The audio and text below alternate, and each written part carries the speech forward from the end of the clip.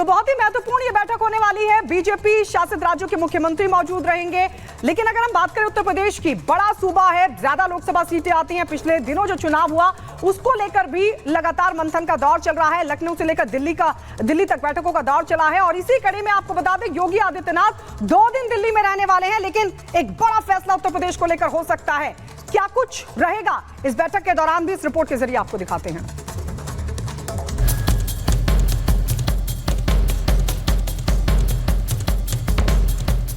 प्रदेश की सियासी खींचतान वाली लड़ाई अब दिल्ली दरबार पहुंच चुकी है। सीएम योगी आदित्यनाथ पूरी तरह होमवर्क और तैयारी के साथ मोदी से मिलने के लिए दिल्ली पहुंचे हैं। इस दौरान नीति आयोग की बैठक के साथ साथ मुख्यमंत्री योगी आदित्यनाथ, गृह मंत्री अमित शाह और बीजेपी के राष्ट्रीय अध्यक्ष जेपी नड्डा से भी मुलाकात करेंगे। लोकसभा चुनाव में जबरदस्त झटके के बाद मुख्यमंत्री योगी लगातार एक्शन में है। मंत्री और पदाधिकारियों के साथ मुलाकात कर रही हैं। प्रदेश के बड़े अधिकारियों के साथ बैठक कर फीडबैक ले रही हैं। लेकिन बैठकों के इस दौर से प्रदेश के दोनों डिप्टी सीएम केशव प्रसाद मौर्य और ब्रजेश पाठक लगातार दूरी बनाए हुए हैं, जिसे लेकर पार्टी के मनमुटाव के कयास लगाए जा रहे हैं। दिल्ली रवाना होने से पहले लखनऊ में मुख्यमंत्री योगी ने मंत्री और पदाधिकारियों के साथ बैठक की।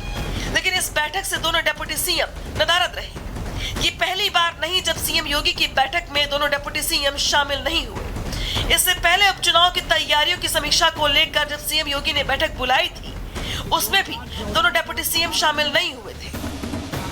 24 जुलाई को सीएम योगी ने मुरादाबाद और बरेली मंडल के विधायकों से मुलाकात की, लेकिन मौर्य नदारद रहे। इसके अगले ही दिन मेरठ और प्रयागराज मंडल के प्रतिनिधियों के साथ मीटिंग की, लेकिन केशव प्रसाद मौर्य यहां भी नहीं पहुंचे।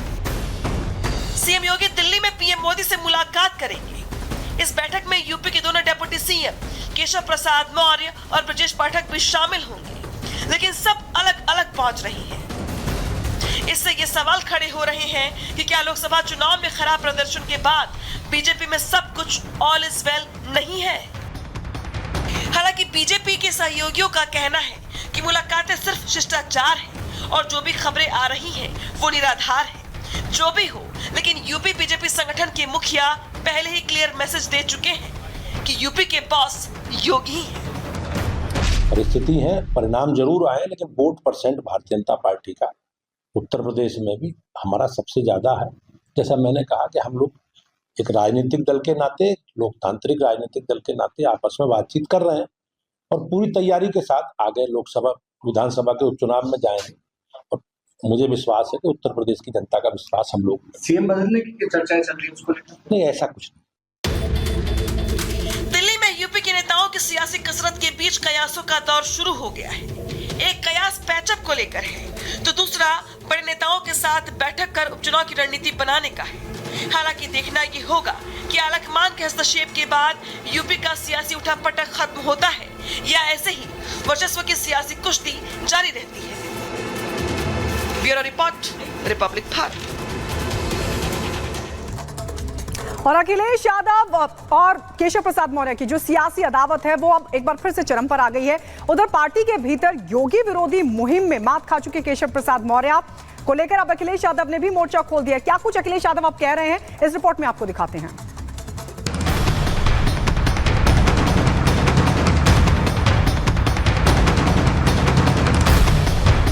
लोकसभा चुनाव में यूपी में बीजेपी की सीटें कम क्या हुई।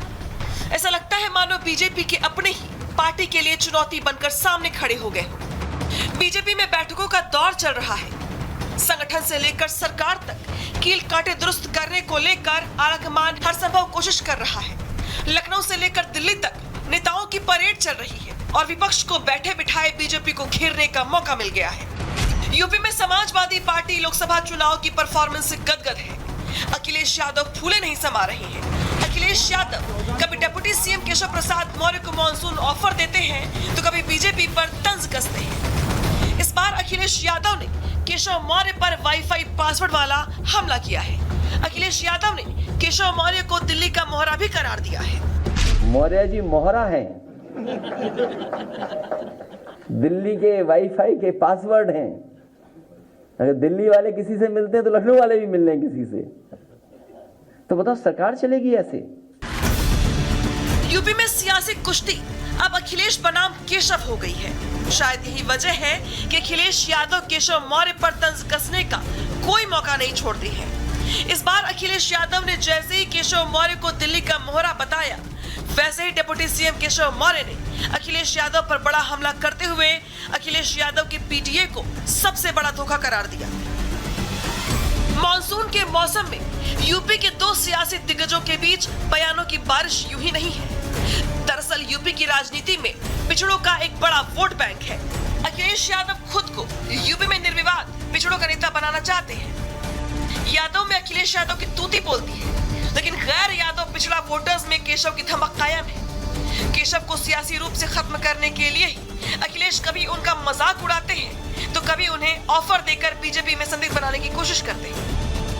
दरअसल अखिलेश यादव और केशव की सियासी लड़ाई व्यक्तिगत स्तर तक पहुंचने के कई कारण हैं। जैसे यूपी में अखिलेश यादव और केशव दोनों पिछड़ों के नेता हैं। अखिलेश यादव समाज नेता के तौर पर स्थापित है, जबकि केशव भी कोई समाज पर अपना दावा ठोकते रहे हैं। केशव और अखिलेश यादव एक दूसरे को कमजोर साबित करना चाहते हैं, इसलिए अखिलेश किसी भी मौके पर केशव को छोड़ते नहीं। अखिलेश ने 2022 में केशव को सिरादू सीट से हराने के लिए पूरी ताकत झोंक दी थी, तो वहीं केशव ने भी अखिलेश यादव को आईना दिखाने में कोई कसर नहीं छोड़ी।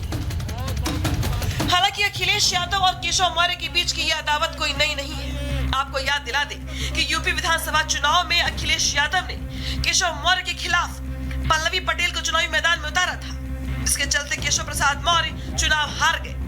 इसके बाद भी कई मौकों पर अखिलेश यादव केशव मौर्य को सरकार बनाने को लेकर कटाक्ष करते रहे हैं। इस बार भी कुछ ऐसा ही देखने को मिल रहा है। हालांकि इस बार बीजेपी ने अखिलेश यादव को कांग्रेस का चेहरा बता दिया है। बीजेपी प्रवक्ता मनीष शुक्ला ने कहा है कि अखिलेश यादव ने कांग्रेस के सामने घुटने टेक दिए। पहले अपने बारे में विचार कर लें अखिलेश यादव।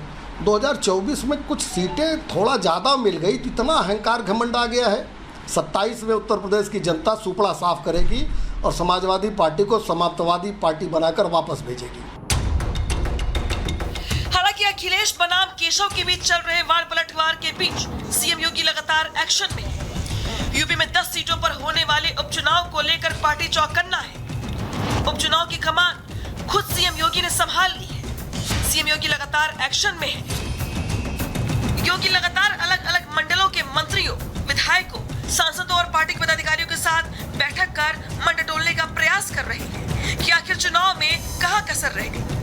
तो वही पिछड़े समाज से आने वाले विधायक और सांसद भी खुलकर अपनी बात रख रहे हैं। ये और बात है कि इन तमाम बैठकों से प्रदेश के दोनों डिप्टी सीएम केशव प्रसाद मौर्य और ब्रजेश पाठक ने दूरी बनाई हुई है। इस बीच मुख्यमंत्री की नजर दिल्ली दरबार पर भी है। सीएम योगी नीति आयोग की बैठक में शामिल होने के लिए दिल्ली पहुंच रहे हैं। माना यह जा रहा है कि दिल्ली में सीएम योगी पीएम मोदी से लेकर गृह मंत्री अमित शाह से मुलाकात कर रायशुमारी करेंगे। हालांकि इन तमाम सियासी कसरत के बीच जो साफ साफ नजर आ रहा है वो ये है कि फिलहाल यूपी में ऑल इज वेल नहीं है, और अगर जल्द ही नेताओं का संतोष दूर नहीं किया गया तो उपचुनाव पर इसका सीधा असर पड़ेगा, इसमें कोई दो राय नहीं।